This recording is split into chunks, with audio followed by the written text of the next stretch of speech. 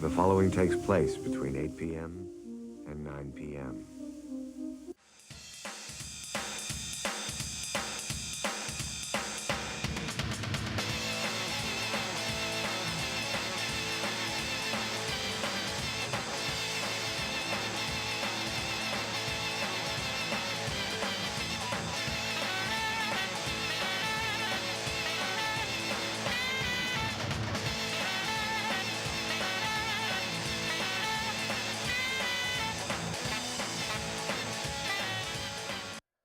Well, hello once again, and welcome to another edition of the award-winning Time Out for Sports Talk here at the Belmont Media Center, where for 25 years and plus now, we continue to be Belmont's first and only live all-sports program. My name's Todd. It is Wednesday night.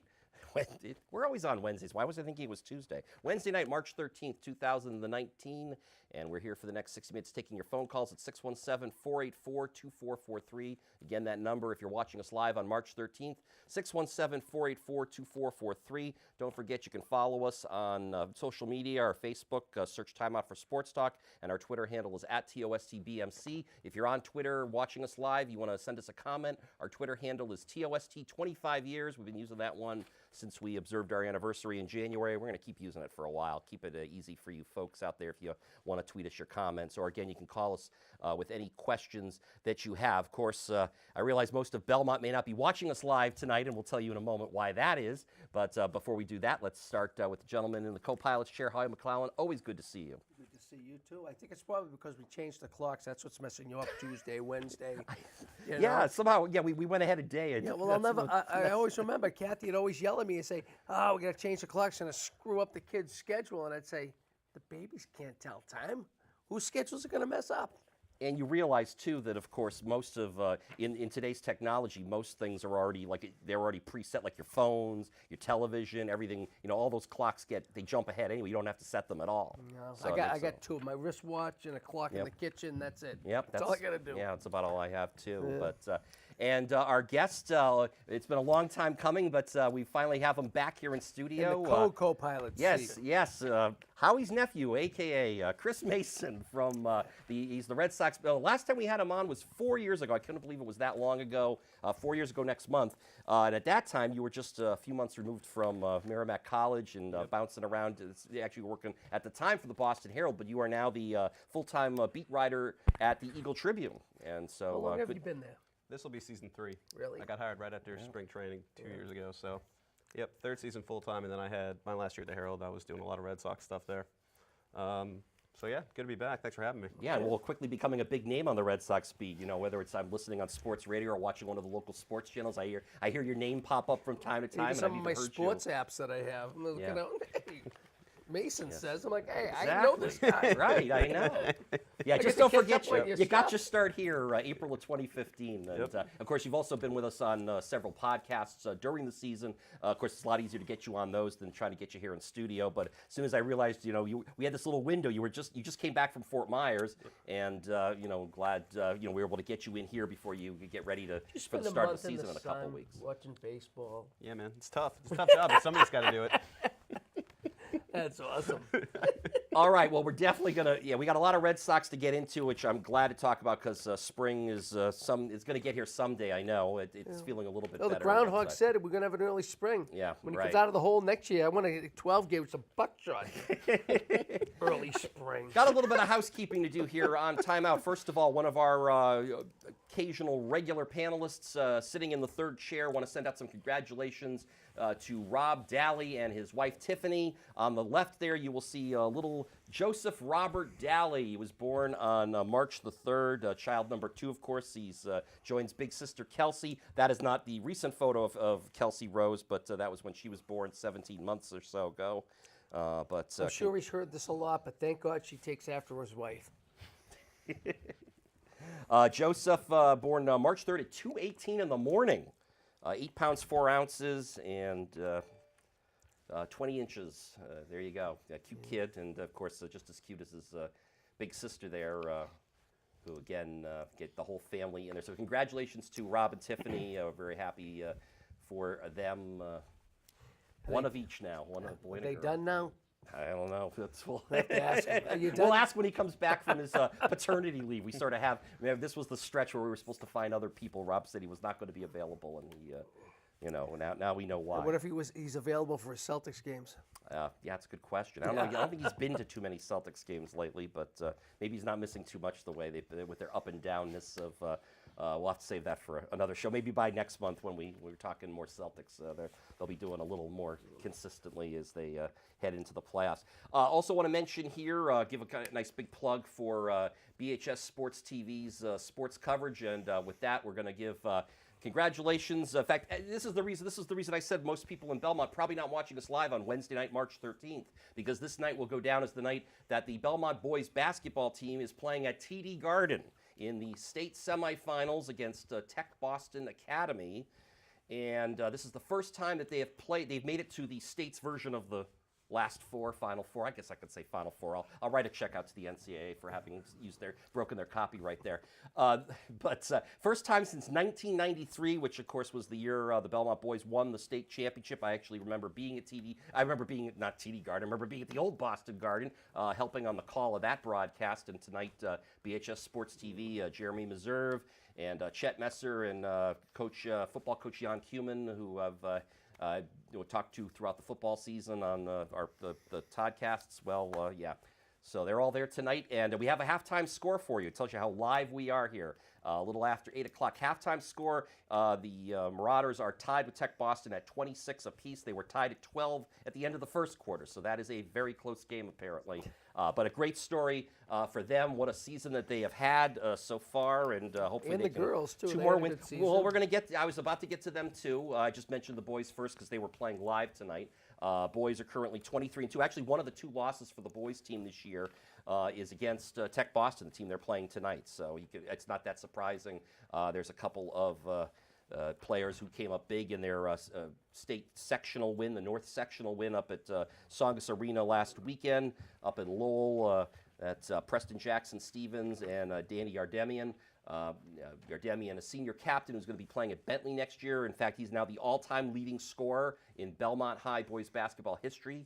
1,400-odd points. He set the record last week, as a matter of fact. Whose record did he break? Was it Christensen? No, it was not. It was actually Steve Kearns, I think. Yeah. Because those records got broken in the last 20 years. There's been several other players to break the 1,000-point mark. So good luck to the boys. And we do want to congratulate also, as Howie mentioned, girls basketball. Melissa Hart, the head coach there. By the way, Adam Pritchard in his 19th season as head coach for the boys team. And Adam was also an assistant coach under Coach Paul Lyons on the 93 state championship team. This is the girls team, Melissa Hart, in her 9th season, and they finished up, I think, 21-2 this year. They lost. They were playing up at Saugus Arena over the weekend, too. Lost to Central Catholic, but does not diminish the season they had.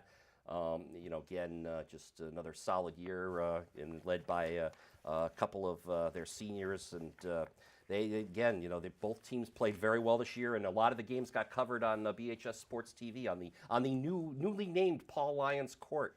Oh, really? The basketball court at Wenner Fieldhouse, long overdue in my opinion. Coach Paul Lyons was longtime Belmont High School coach, won over 350 games.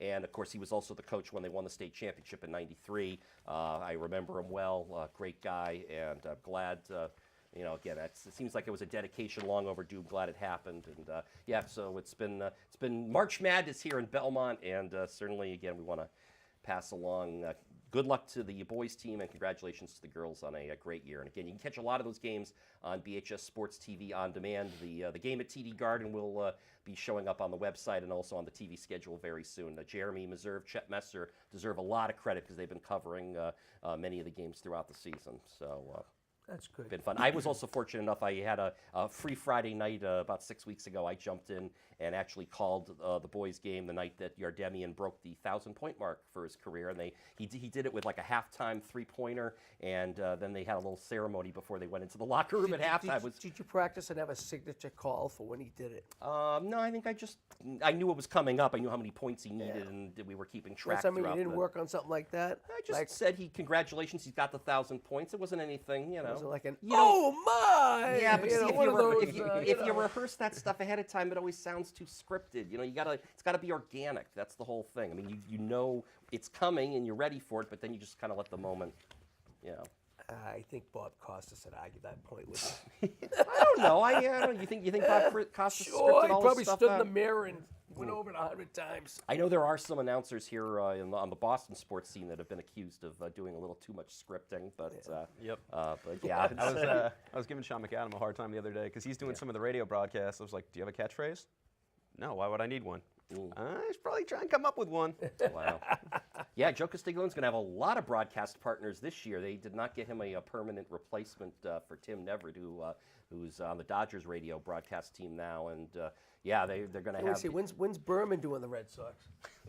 At some point. I hope that's a heavy. Yeah, I was going to say that'll be a heavy home run game, whether the Red Sox hit home runs or not. I think we'll be hearing that signature Berman call. Yep. Also glad to hear Sean McDonough's going to be joining Joe Castiglione Yes. in the booth for several games. Speaking of long overdue, someone who we're glad to have him back in Boston on the Red Sox call. You know, to me, I was always a McDonough fan. Him and Remy on the TV side. Monday Night Football too. He was terrific. yeah. Like, Well, I don't know. He got kind of lampooned a little bit, especially working opposite Gruden, who was this very big personality, and Sean he kind of dwarfed Sean. Another year or two as coach, he ain't going to be dwarfing anybody the way he's going. Well, they've got Antonio Brown now. I mean, come on, you know that's so the they start got of- the Steelers. Oh, and they have Trent Brown. They signed Trent Brown from Yeah. the Patriots. Yeah, too. you watch. Biggest- He's going to turn back into that fat, lazy, has no motivation tackle. because that he Coach was prior to Coach getting there. Scarnecchia is not there to keep Yeah. him motivated.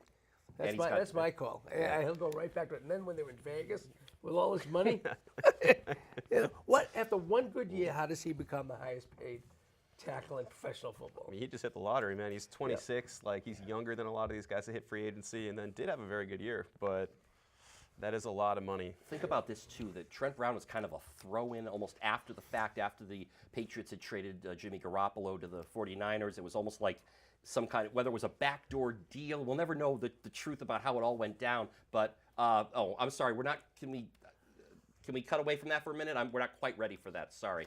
My apologies. We will get to that in just a minute. I want to talk about that. But just about Trent Brown, you know, the way that trade went down, it was just, you know, he ends up with the Patriots for a year under Scarnecchia. They win the Super Bowl, all this, you know.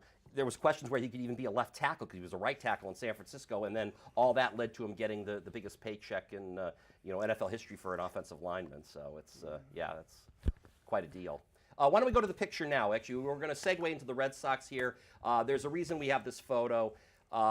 It's kind of with a heavy heart. We're longtime guest here at Time Out for Sports Talk. We had him on, I think he was here in the studio about 10 or 11 times, Nick Cafardo. Since our last program, of course, you all know by now, if you follow the Red Sox at all, Nick, who also was on the Patriots beat for a few years, passed away suddenly and down in Fort Myers. And Chris was actually down in Fort Myers while that happened. I mean, you know, I know the tributes were pouring out for Nick after the news broke of this. And as I said, we had Nick here in studio. He's a part, as we said, we had him in about 10 or 11 times. He was on our 300th show, which also coincided with our 15th anniversary. You can see these are the pictures from that show back in 2009. Is that back at the high school? Yeah, it was. That was actually one of the last shows we did at the high school too. The old studio down there with the old desk and everything. Yeah, no, we went from blankets on the wall to a green wall. yeah, right, exactly. Well, now we look at those same blankets we now use as tablecloths. See, they're very versatile that way. They are the same ones, though, in case you're not paying attention. Yeah, you know what I'm going to say? Anyone who read anything of the articles about Nick, that everything was true times 10. I mean, he was the nicest, friendliest, engaging, confident building. I mean, just on and on. And you know, like Joe Fitzgerald said, he didn't want to be the story. He wanted to tell a story, but he never wanted to be the story. And Fitzgerald even said, this is the one and only time that the story is going to be about Nick, because that wasn't him. He was just a wonderful, wonderful guy. I'm glad to know, even the only few times that I met him and got to talk to him, I am so glad and blessed to know that I got to meet this guy. Yeah, yeah, me too. I mean, like I said, he was, was a part of our show. We've had him out of all the media celebrities we've had on the show. I call media celebrities folks who work in sports media here in Boston. Nick continued to come back over and over more than any. I mean, as we said, we had him on 10 or 11 times. We don't have. There's no one that like dwarfs anybody else who works in that profession that we had come on the show. And yeah, I mean, it was. Again, only 62 years old. Our condolences to Nick's family, and just very sad. And of course, Chris, you were fortunate enough. I know this is beginning your third season on the Red Sox beat. You've had a chance to work with Nick the past couple of years. And by the way, that was a just wonderful article you wrote too. Oh, thanks. Yeah. Yeah, the thing with Nick is just he was always so good to everyone, including young writers. And there's a lot of older guys on the beat that maybe won't necessarily go out of their way to help you out. But Nick, like, you wrote something good and Nick liked it, or if you asked a good question, Nick would let you know. And that, coming from someone like that, was really just reassuring, reaffirming, like, all right, I'm kind of getting the hang of this, right? And I thought, that's how you printed out his final column. Well, are you going to refer to the last sentence? Yes. Because, yes, you do it, yeah, because it's. I think it was so fitting. Not that he knew it was going to be his last column, but. Yeah, so he wrote this story on Steve Pearce and ends it with the line, and the Red Sox, throwing age aside, got themselves an MVP, most valuable player and most valuable person. Those were Nick's last words in the Globe, and they could have been written about him. They were perfect. Yeah. I know. Definitely. It was just unbelievable. I mean, like I said, 62, he was so young, doing what he loved. He was on his day off. Yep. He's a guy, his day off, he's going to get some information for his notes column, which I religiously had to read. I always loved reading that. That was like the highlight of me reading the sports page on Sunday. And nothing against Peter Abrams, but it just, when I open that page, it's just not the same, And It's a different format for sure. Yeah, and he'll get his thing going, and and it's tough for him to follow. I kind of feel bad for him. It's kind of like I imagine the guy that's going to follow Brady or the guy's going to follow Belichick. It's just so hard to do when they were just such a staple in the community. It's a tough. Yeah, Nick's just so plugged in too, like had the pulse of everything that was going on. Yeah, I think a lot of it's because he was very, again, he didn't want to be part of the story, so he didn't make statements to make himself look good. And that's why everyone trusted him. They give him all this information because they knew that it wasn't going to come out. He was always a straight shooter. You'd always have a fair take on whatever he was covering or writing. Whoever he was writing about. I mean, there was no hidden agenda or anything in his writings. And Chris, just hearing you talk about Nick as kind of a mentor and reaching out to you as a young writer. I mean, it just feels like I'm not surprised to hear that because again, the fact that Nick, his family lives down on the South Shore, a considerable hike from Belmont, and the fact that Nick would keep driving up to our studios here time after time to join us. I mean, obviously he must have enjoyed his experiences on our show, but also just the fact. I mean, even with his job being what it is, he wasn't looking down on anybody. He was always there to, he's just a friendly, just a nice, decent person, like you said, most valuable person. Like I told you, he used to make us feel like we were ESPN when we were here. I mean, we were a little local camp. We were at the high school. There was just tables with blankets on them and stuff. But he still continued to come back. But he made us feel like it was the most important show he was going to be on that day. And that was Nick. Yeah. And he's got a book coming out this summer too. I'm assuming most of it is him and Jerry Remy are doing a story like Tales. I forget the title of it now. It'll be out this summer. You can check it on Amazon. But I think Jerry Remy co-wrote it with them, or the two of them, or they were like Tales from the Tales from the Press Box or something like that. But definitely a read. Gonna. Oh sure. Yeah, I was actually looking back, remembering I should have brought it with me tonight. I forgot. But when all the times we had Nick in, I remembered I had the copy of the book, The Impossible Team. That was at the time he was covering the Patriots. He wrote a book about the 2001, the first Super Bowl championship Patriots team. Wrote a whole book about that. It was called The Impossible Team, and I picked it up and I opened it up and I forgot that Nick had autographed the book for me. I must have brought it in one of the times when we had him on in studio. So no, I mean obviously we're all gonna miss his writings. Yeah, did his job and did it well. So and I guess that's in that spirit we're gonna trudge on here and then talk about the 2019 Red Sox season. Of course, when we last left the Red Sox Of course, they were drinking champagne. Yeah, well, there's a couple ways we could do it. We can go to the duck boats if you want. I mean, there you go. That's when we last left them off in early November. Were you on one of those duck boats, Chris? You didn't make the cut? No, I wasn't. I was. Some of the I riders did cover them at the field that day. They had media before, but because some riders do get on those boats sometimes, right? Some of them, or no, or is for it the just... Patriots they do, not the Red Sox. Oh, interesting. All right. Well, of course, the on-field thing that we all remember was the final out, of course, at Dodger Stadium, and the Red Sox completing just an insane historical year, 119 regular season wins, 22 wins in spring training. I mean, they won a lot of games. But Chris, like we mentioned at the top of the show, you just spent a month or so down in Fort Myers. What's the atmosphere been like? I mean, I know they have all that World Championship stuff up at the ballpark. I mean, they're confident. They were really confident last year, and I think a lot of that has to do with Cora and like the vibe. But it's really easy to believe that confidence now after what they did last year. And it's like, oh, okay, and Cora's taking it so slow with these guys too, especially as starting pitchers, as horses and everything. I've never seen anything like that. Yeah, I saw it. Syndergaard threw 5 innings for the Mets today, and the Red Sox starters are just getting into their first games this week, other than Erod. But yeah, he's definitely taking it slow. But it's a very relaxed, very positive atmosphere. Yeah, I like the little thing about why should we talk about turning the page? Yeah. It was great. Everything worked. Let's not turn the page. Let's work on it. Yeah, exactly. It's like, what do you say? We'll write a new chapter, but same book, man. I'm flipping back, right? Yeah.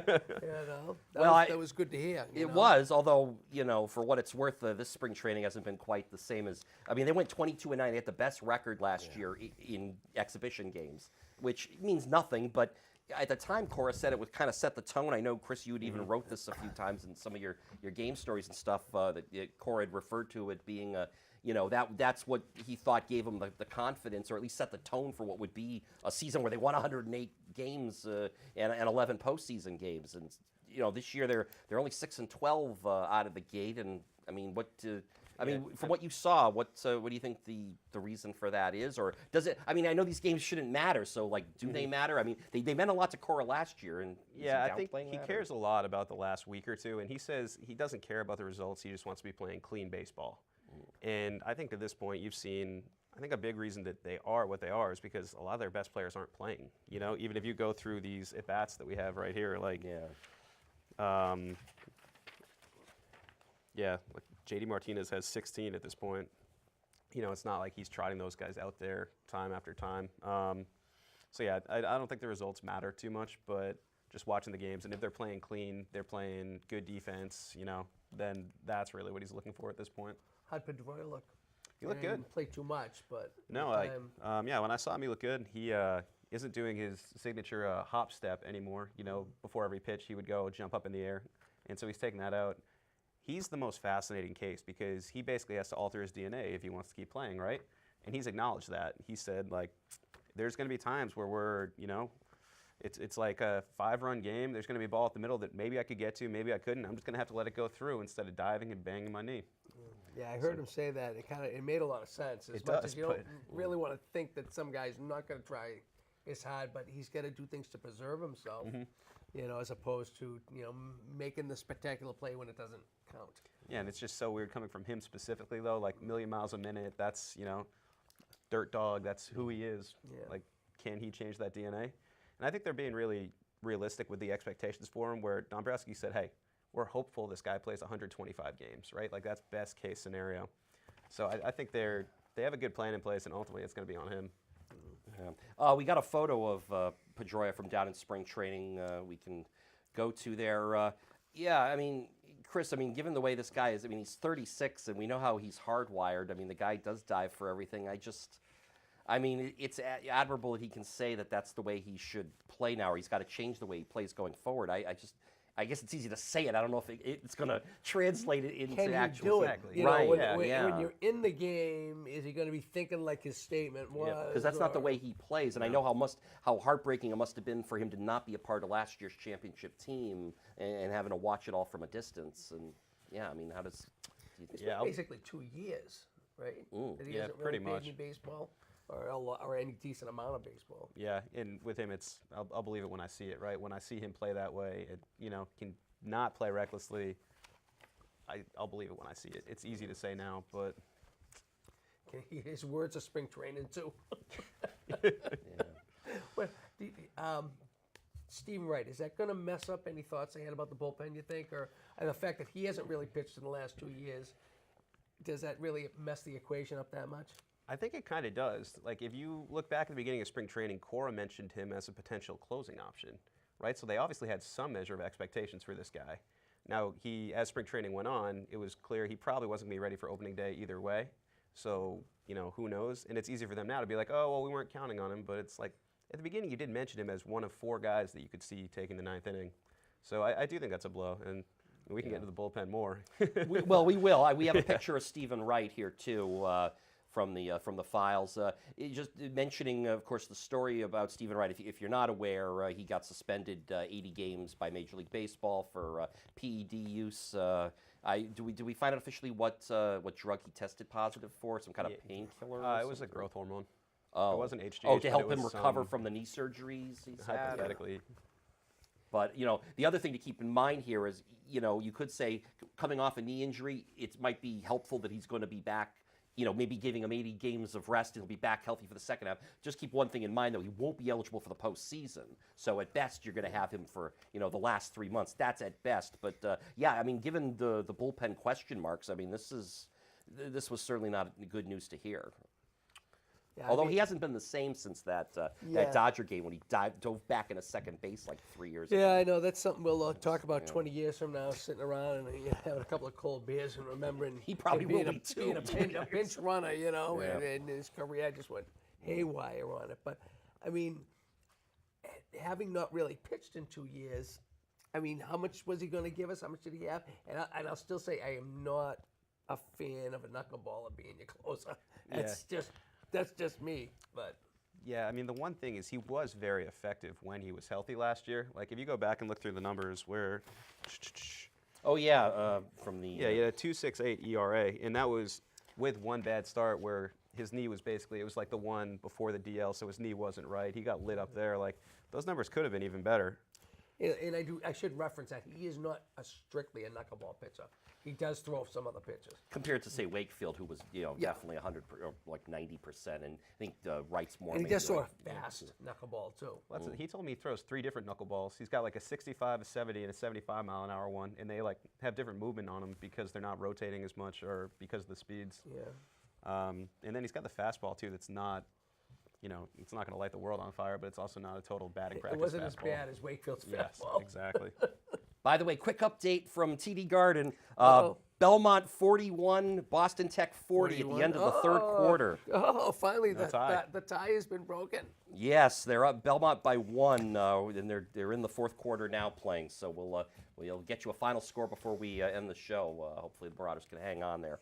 Let's talk about the bullpen. Obviously, there was some maybe thought of having Stephen Wright be the closer, but right now, again, what's your take on this, Chris? Matt Barnes seems to be the guy that they're going to give first chance to here to close, but he hasn't pitched very well or very much for that matter. He's pitched 2 innings and he's given up 3 earned runs in his limited time this spring. So yeah, I think it's Barnes' job to lose. And will he? I don't know. It's so hard to tell with early spring training stats, too, because I was talking to Tyler Thornburg about this the other day. Like, there might be a day where one of these guys goes out and says, hey, I just want to work on my fastball today. So I'm just going to, there's going to be barely any pitch mix. It's going to be all fastballs. I want to work on my command of that pitch, right? So it's hard to tell at this point, and only 2 games is a tiny sample size.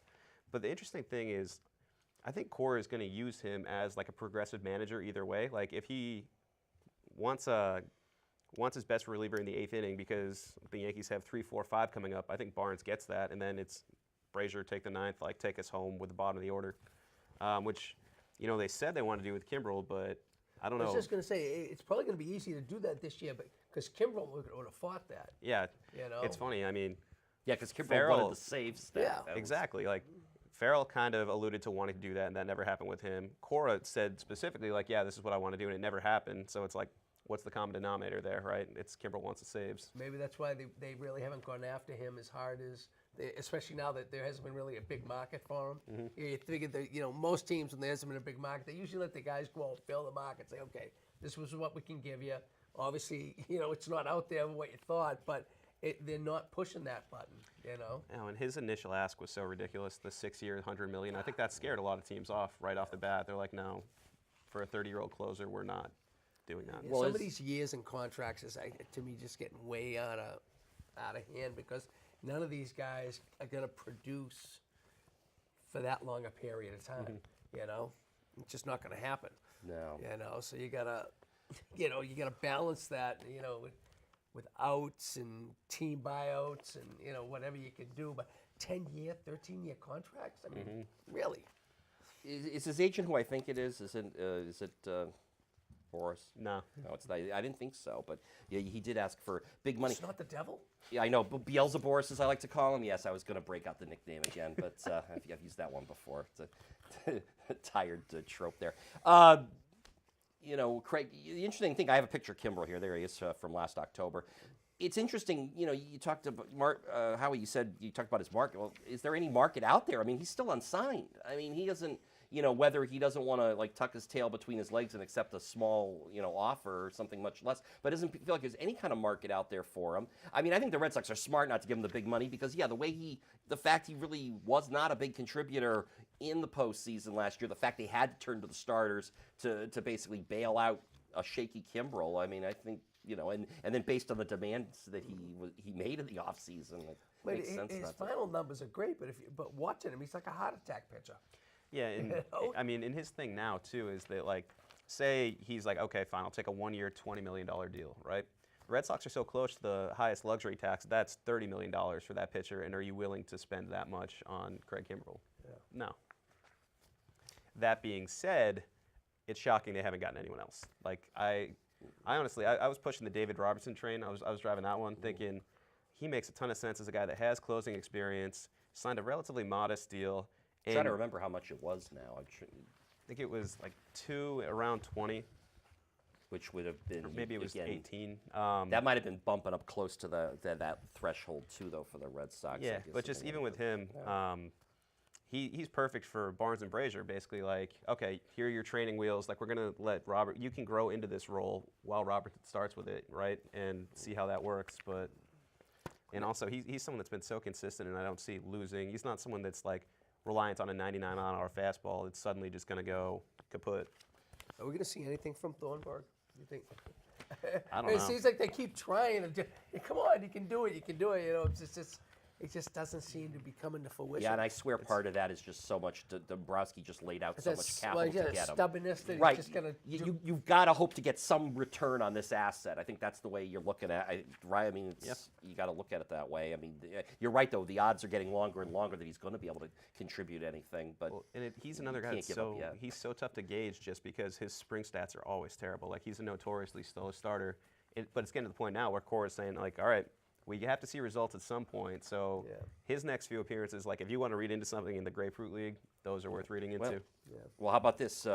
Going into today, Thornburg 4 innings this spring, 10 hits, 7 earned runs, an ERA of 15.75, only 3 strikeouts to 2 walks. Yeah, I mean he's not fooling anybody this spring. But as we talk about more bullpen guys here, Chris, you mentioned Ryan Brazier. There he is, it kind of snuck up on everyone. Kind of a late season signing that paid off. And if there's anyone who at least has the mentality to be a good closer, it might be this guy. I mean, here's the guy who told Giancarlo Stanton to get back in the batter's box there during that divisional round. Oh, sorry, Gary Sanchez. Yeah, right, Sanchez stepped out 3 times. That's right. It was Sanchez. Yeah, but this is the guy who he's got some decent stuff and he's got a little kind of an edge to him, which is always a plus for a closer. I mean, what do you think about what you saw of him? Well, actually, I guess has he pitched at all this spring? I guess he's had some toe issues. Yeah, right? He had an infected toe, and that's been wiping him out the whole. He hasn't. I think he was going to start slow to begin with. Hembry, I don't think has gotten into a game yet either, but not this slow. That definitely. It was I think he went 2, maybe 3 weeks without throwing. With An infected toe. Yeah, he had to fly back to Boston to get it looked at. Yeah. Last hockey game, I saw a guy get hit in the mouth with a stick, and 3 of his teeth fell out on the ice. But he came back in and played the next period. I guess this thing was pretty gnarly. There was talk around the clubhouse that it looked like a chicken wing. Yeah. He said, I don't know if it was chicken wing, but it definitely didn't look like a toe. So I don't know. Chinese or buffalo. Oh, God. Wow, yes, yes, yeah. That's not blue cheese Yeah. coming out. Yeah, that look on our faces might be the same ones we're going to have watching the Red Sox bullpen this season. I think. I don't know. This doesn't turn into that bullpen by committee thing they tried once. Well, it feels like it's they're not. No one uses that term anymore. But the fact that they're kind of letting both Barnes and Brazier kind of battle it out here, it feels like that's sort of the. Without using those three words, that's the kind of take on this. You're not going to have one closer. It's going to be based on matchups and I was hoping and they stuff. kept Kelly. I wanted to roll him into that role. I think he would have been perfect too. He seems to have that kind of edge, right? I mean, Just the peaks and the valleys with him, though. Like, those valleys are, I think, 3 of the 6 months last year's ERA was over 8. When he's off, he's way off. Is there anyone else out of these candidates in the bullpen that you could see maybe, Chris? What about, I hear about Colton Brewer. We got a picture of him here from this spring. They acquired him from the Padres, was it? I think. Yes. Okay. He's got some kind of spin rate, which would make Hideki, not Hideki, what's the name I'm thinking of here? Who was the pitcher in 07 now? Matsuzaka? Dice-K, yeah. Matsuzaka. Remember they were talking about the gyro ball that used to spin and spin. I guess this guy, he probably could maybe put Dice-K's spin rate to shame, according to, I don't even know about this stat. Like, what is it?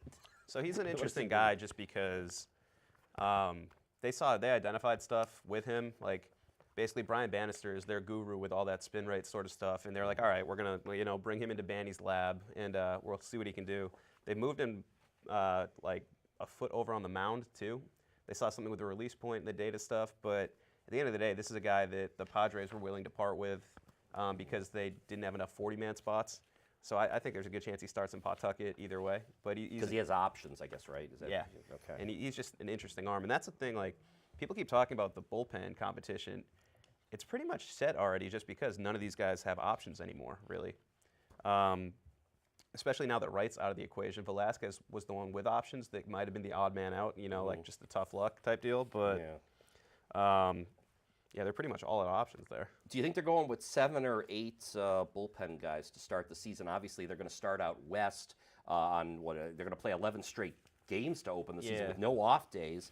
Is the 7-man bullpen going to be suitable enough to, if on the 25-man roster, if you have 5 starters, 7 relievers, I mean, that leaves a 4-man bench, if they go with 8 pitchers, they're going to have to shorten the bench even further, and I don't know how they're going to make that work unless they start Pedroia on the disabled list. I don't. It could happen, but they're going to start with a 6-man rotation for that trip. Who's the 6th? Do we know? It's probably either Johnson or Velasquez, whichever one's throwing the ball better at that point.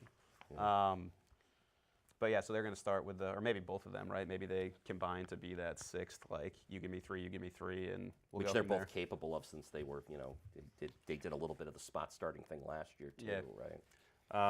So yeah, I think they will have a lot of pitches. There? I mean, if they wanted to actually actively seek a reliever outside of the organization, who's there? I mean, Kimbrel's the only big name that's left, right? Yeah. Like, I guess now it would probably be a very, take a flyer on somebody, a very low risk type of guy, or via trade again. Trades out there, yeah. Well, that's the thing that is baffling to me, and this was the case last year too. Is that you have the offseason to sign these guys, right? Like, you see the bullpen's a need. I'm going to sign a reliever in free agency. They didn't do it last year. Then they end up trading at the deadline, right? They get Evaldi, who they liked as like a starter reliever hybrid. But you have to great pickup. Oh, of course. But it's like, okay, now you have to pay in prospects for this guy when you could have just paid him, right? It doesn't make a lot of sense philosophically to me. Yeah. How about this guy they picked up? He was out with another one that was suspended. Journey Majai. How do you say it? Mejia. Yeah. How do you say his first name? Is it Henri or something? I think it's Jerry. Jerry. Oh, Jerry Mejia. Okay. Yeah. Oh yeah, that's right. Yeah, he was coming off an 80-game suspension too, or something, right? More. He was banned. He was the first player ever to test positive for steroids 3 times. Really? Yeah, like anabolic. So he was reinstated at the end of they decided he would be reinstated for this season, but he hasn't pitched in the majors since 2015, I believe it was. How old is he? He's not old. He's maybe 29 or 30. So yeah, he's still not old, but that's another like very low risk reward type signing, right? My thing with him though, it's just interesting to drop a guy like that into a clubhouse that has a ton of chemistry, right? But two of the biggest, like most vocal leaders in that clubhouse are Chris Sale and Rick Porcello, who have both been very like Huge on anti-steroid stances, like have been very strong on that. Porcello talked about a lifetime ban for a first-time positive test. Sale's favorite T-shirt that he wears around all the time just says "All Me, PED free." Wears it like every day in the clubhouse. So I think it's interesting. Just clubhouses are such fragile ecosystems. They're so weird to throw like the poster child for steroids in there, right? Yeah. Based on Sale's career stats in like August, September, October, it's very apparent he's not on any kind of, because if he was on some kind of PEDs, he'd be just as strong at the end of the year. Well, just as look he is at him. the He's a beginning. string bean. Of course he's not. Well, 6'6", right. 180. Yeah. That too. Do you think here, early in the season, there's going to be some pressure with, with the questions in the bullpen, with no off days, that Cora might try to like push these starters, because the one strength the Red Sox have on the pitching staff going into the season are the starters. I mean, 5 guys locked in, and Chris, I'd ask you to talk about that, and also maybe how Eduardo Rodriguez has looked this spring. I mean, he looks like a new guy. I guess he's lost some weight and has been throwing the ball pretty well too. So for that opening West Coast trip, Cora said they'll be ready for 6 innings, 90 pitches. That's where he's going to be capping them the first time through. Rodriguez does look like physically he looks better. He very obviously We got a lost, picture of him here. We can throw up, but anyway. he lost some weight this offseason, but he's another like. Yeah, look at the definition in his arms. Yep. Yeah. But he's He looks another. different to me. You'll believe it when you see it, right? When he does it for a Head full case, season, yeah. you'll believe it. The only thing is that all the injuries he's had have all been like the lower part of his, but he hasn't been any kind of arm knees. injuries. Yeah. Knees, Dislocated legs. kneecap. How about And the then the weight ankle loss last year. helps take strain off the sure. knees, right? So in Certainly theory, could. Definitely. hopefully. I mean, the knee should be a thing of the past just because he had corrective surgery on it ultimately. Like one of those, like, all right, this is going to fix it type deals. Because it was just dislocating randomly. It would like, they call it subluxing, where it would pop out basically once a year. And then when he would come back from that, it was obviously in his head, like, right? Yeah. And how could it not be? When is my knee just going to dislocate on the mound? Yeah. So he should be beyond that. But with him, it's always like, okay, I'll believe it when I see a full season. Because he's been, spring training, the bell of the ball for what, 3 years in a row now? Yeah. He's had that potential tag. He's been wearing that for a long time. And Cora is not afraid to give him tough love now either, where the other day he was like, look, he's been here long enough, he has to take that next step, because the biggest thing with him too is, 5 2/3. Always 5 2/3. Like he has the best stuff, but he's not efficient enough with it, right? It's like a kid playing with his food. Yeah. It's like he needs to be more efficient. He needs to be that 7-inning guy. And, again, in spring training, talk is talk, but As I say, especially with this bullpen, they are going to need their starters to get farther along, I think. that's just to where- cover up that problem. that's where this model is so interesting of basically like not investing in the bullpen versus the Yankees, who are heavily invested in the bullpen, where Boston's kind of banking on the rotation in the lineup and thinking like, okay, well, I hope we're up 5-2 all the time when the 7th inning comes around, and that our rotation and our lineup have insulated us well enough that even if they give up a run or two, it's not going to kill them. Well, before we talk about that lineup and how solid it's going to be, and I know there's been a couple little minor changes to it, wanted to ask one question about the bench. We go from pitchers to catchers. Got a picture here of the three amigos, 3 catchers on the Red Sox the squad, Christian Vasquez, Sandy Leon, and Blake Swihart left to right. You look at the roster breakdown, they're only going to have room to carry 2 of these guys, and none of them have options left, so one of them is going to have to be either traded or designated for assignment. Everyone says the odd man out is Blake Swihart, which is breaking my heart because I just think this kid, if he gets a chance to play every day, and I think he's. I know they talk about how well he calls a game, but my odd man out should be is Leon. I keep Swihart and Vasquez because they got more up potential, more offensive potential, and they're younger. Yeah, what's your take? See, if I was running the team, Vasquez is the guy that I'd be trying to trade, just because his contract gets bigger. You look at what he gave you last year, and it was very little. And then, I mean, you see the potential. Offensively, you mean? From Yes. an offensive standpoint. Okay, yeah. I mean, he was a decent Yeah. catcher. I mean, But I still think the pitchers prefer Sandy over him in terms of game calling, especially Rick. Sale definitely does. So, like, if you compare Leon with Swihart as the backup there, I think you have a pretty good tandem. Yeah. And the Vasquez contract is obviously more than the other 2. But I think, I mean, there's a reason all signs point to Swihart is because he can get the biggest return, right? because you see the potential in this guy, and it's It'll going to be a tough interesting. call. Yeah. It's almost like you think that they almost wish they'd get some type of injury so they could keep playing the shell game, you know? Yep. In, out, in, out. I mean, if they you know? decide to keep a 12-man staff, I mean, theoretically, if they start Pedroia on the DL, they could carry and just try to stretch this out for at least maybe a couple more weeks, maybe until they come back home to open the season. Well, and you just wonder, too, how unwilling Dave will be to trade Swihart at this point, because this is the chip that he's held for the longest time, right? There have been so many offers that I talked to him about it. He's like, yeah, I'm completely unfazed by trade rumors because I've been in them for every single season since I was drafted. So like 8 years into it, I'm pretty used to it. But you think about how many proposals Dombrowski's turned down for this kid, that at this point, are you really going to sell him for 50 bad? cents on Yeah, the dollar. exactly. Well, I mean, It almost reminds me of Texas with Sotolamacchia. Remember? He was such a hot thing. They didn't want to let him go. They didn't want to let him go. They kept him around. Teams were going after him, but no, they wouldn't trade him. And then finally, that Red bubble Sox burst. got him on the But- cheap, actually. Yeah. I remember they gave up like a middling prospect for him. I mean, what do you think Swihart could realistically get? Because if there's one weakness on the team, it's the bullpen. You think like maybe some kind of veteran reliever would. I mean, it almost feels like you'd still be overspending to get that veteran reliever just because you're trading an everyday kid who can hit and potentially catch. Well, But, that's when but- you wonder, too, how the luxury tax comes into play. Because if it's a veteran reliever, like an established one, he probably has, a relatively hefty contract. Swihart's getting paid nothing now. And with that could push it over. So it's interesting, man. I don't know. I don't think they know. Yeah, no, they don't. Like I said, I think they probably, like I said, hoping someone gets tweaked so that they can just kind of like play along and see what happens as the season goes on. Because who was it that just lost their catcher? Kansas City. Yeah, right and there. everyone thought, oh, here we go. And Salvador Perez went down yeah, for the. nothing materialized from that. Right. Well, they made a As deal. far as they the ended up Red Sox. signing Martin Maldonado, I think, so, yeah. another kind of light hitting catcher. I mean, and that's the thing. I mean, Swihart may not be the best catcher, but if he's decent enough, he can give you something that most catchers don't give you anymore in baseball. That's a little pop in the bat. Yeah, And how many good hitting catchers are there anymore? Buster Posey and Right. I Yeah. mean, it's Buster just Posey. yeah, it just doesn't seem like it's like Sanchez, maybe. I guess it's a if he- concern with your catcher anymore. Yeah. It's just like call a great game. Be consistent, and we'll see what happens. That's Oh, yeah, why- I mean, look at these numbers. Vasquez 207 last year. Leon 177. Both the OPSs are under 550. Below the Mendoza line. I mean, Swihart, I hit them both, even though he didn't get a lot of at bats during the regular season. It's But, crazy to me yeah. that his numbers were still as decent as they were.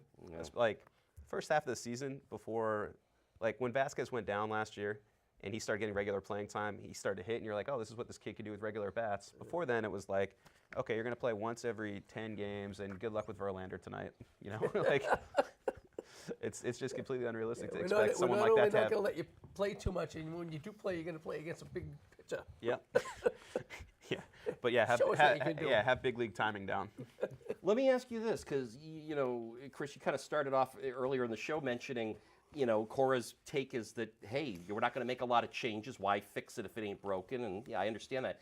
Well, he's kind of tinkering with the batting order this year a little bit, and we'll start with our first picture here. Andrew Benintendi, your new leadoff hitter.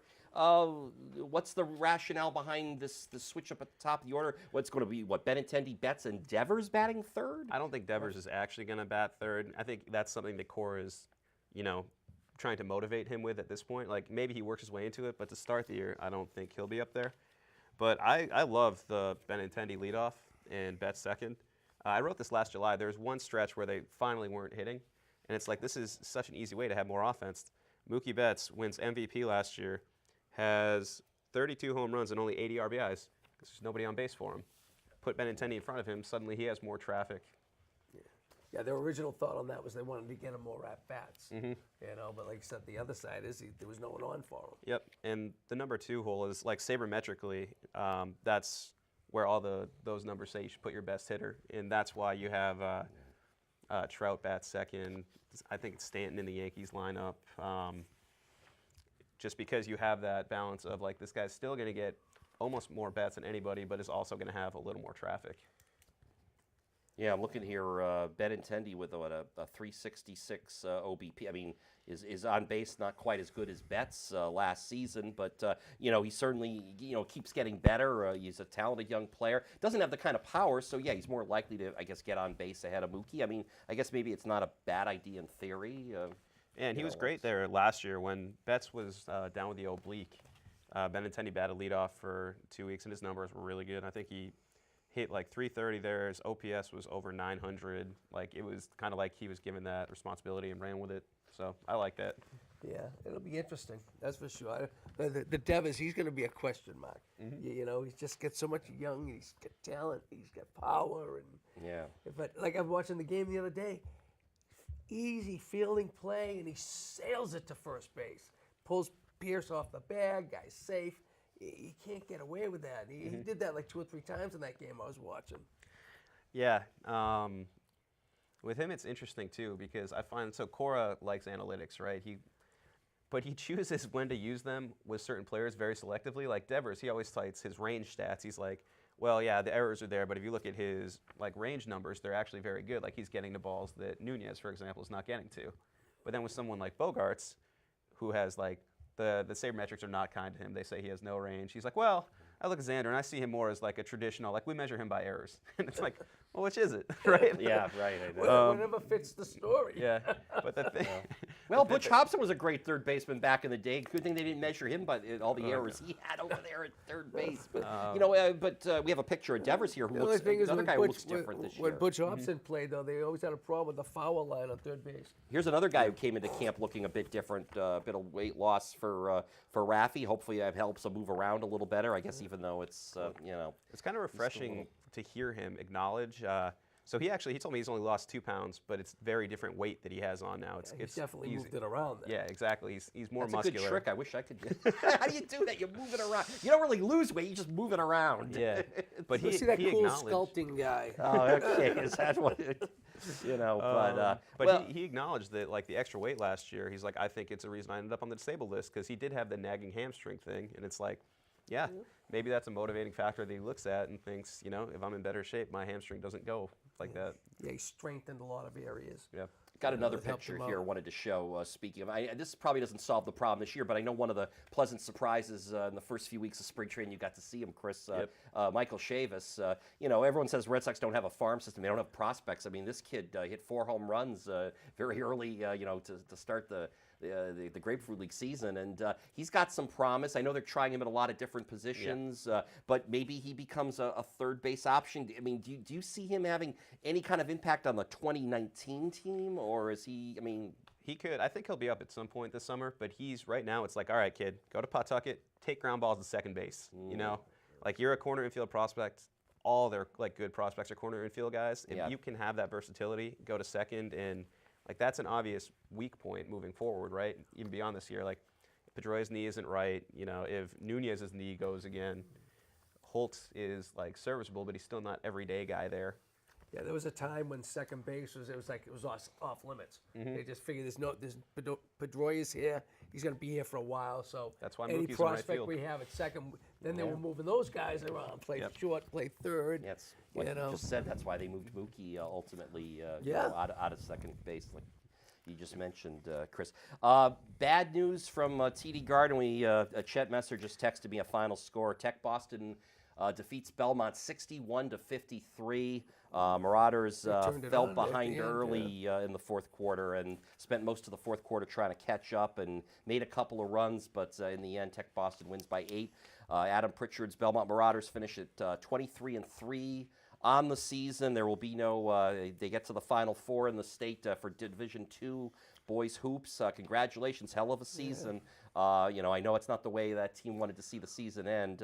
2 of their 3 losses this year were to that Tech Boston team, which is tough. They've got some motivational factors too. There was a kind of a sad story. One of their assistant coaches, who a former coach at UMass Boston as well, was shot a couple of weeks ago, and the team had been kind of playing, for him, and so it's.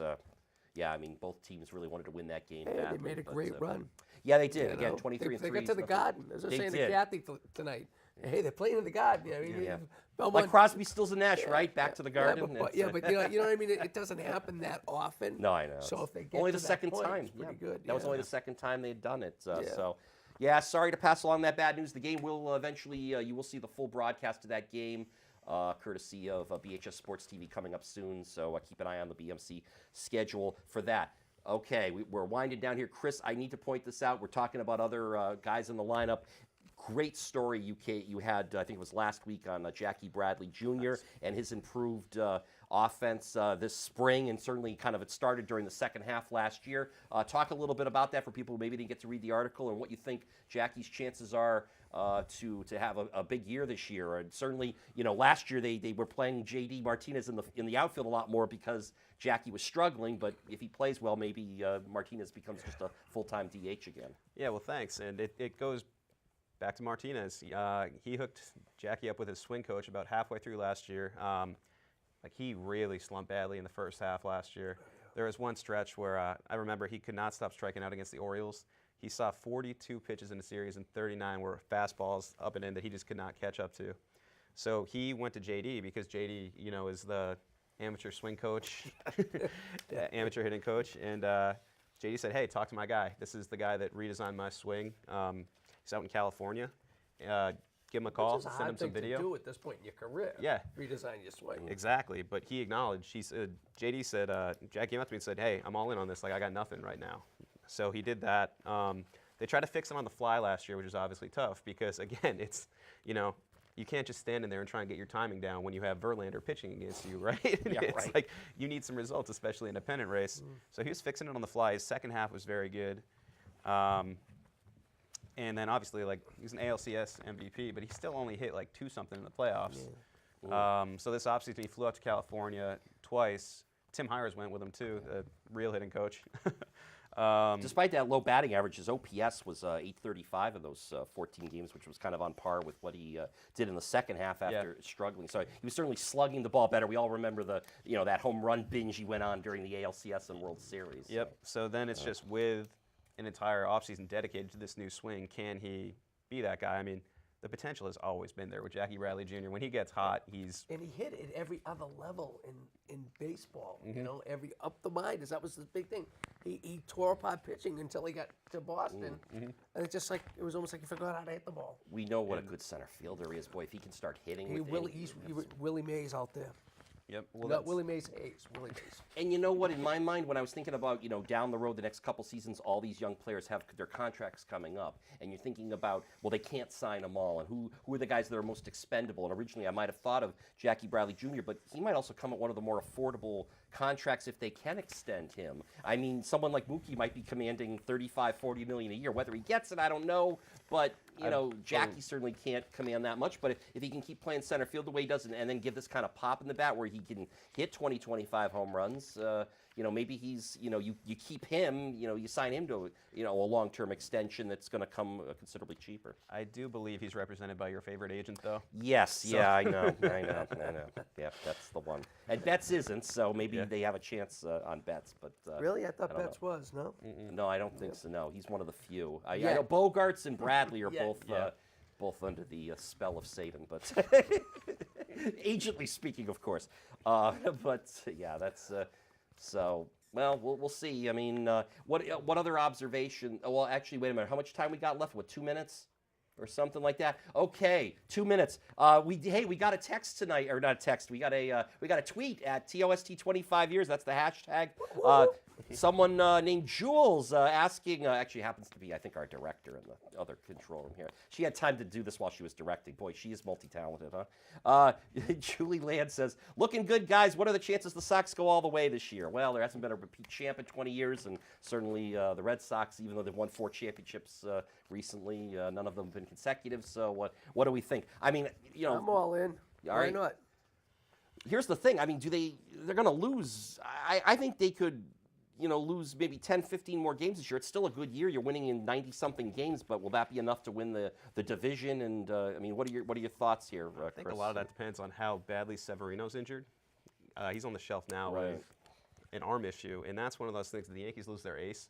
That's a game changer because there really aren't many guys you can rely on in that rotation. And I know they have mega bullpen, but you still need starting pitching. Yeah. But I mean, I think there's a reason there has been a repeat champion in that long. It's a lot of things have to go right for you. But I think they've got as good a shot as anyone if they address the bullpen. How many wins? What do you think? 101. What about you, Howie? 99. I'm gonna lowball and say 96. Yeah, which is it's a big drop from last year for sure. You can see our next show. It's Wednesday, April 17th. Guys, this has been fun. It flew by as always. Chris, thank you for being able to join us here.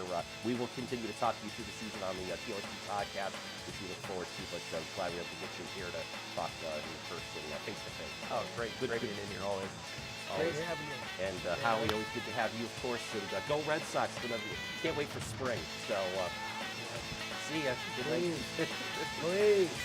Let's stop looking at Florida.